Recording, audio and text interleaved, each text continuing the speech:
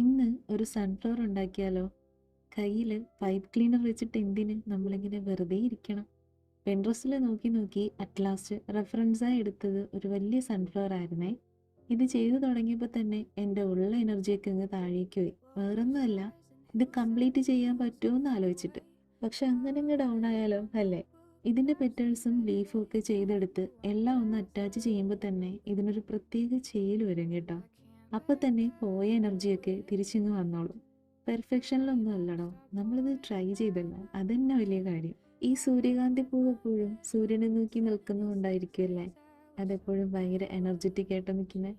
അതുപോലെ നമ്മുടെ ജീവിതത്തിലും എപ്പോഴും പോസിറ്റീവായിട്ടുള്ള കാര്യങ്ങളെ മാത്രം നമ്മൾ നോക്കാൻ ശ്രമിക്കുക. അപ്പോൾ നമ്മളും എപ്പോഴും ഭയങ്കര എനർജറ്റിക് ആയിരിക്കും. അപ്പോൾ പറഞ്ഞു പറഞ്ഞ് നമ്മുടെ സൂര്യകാന്തി ഇവിടെ റെഡിയായി. നിങ്ങൾക്കിത് ഇഷ്ടമായിട്ടുണ്ടെങ്കിൽ ലൈക്കും കമൻറ്റും ഒക്കെ തന്ന് സബ്സ്ക്രൈബൊക്കെ ചെയ്ത് സപ്പോർട്ട് ചെയ്യണേ.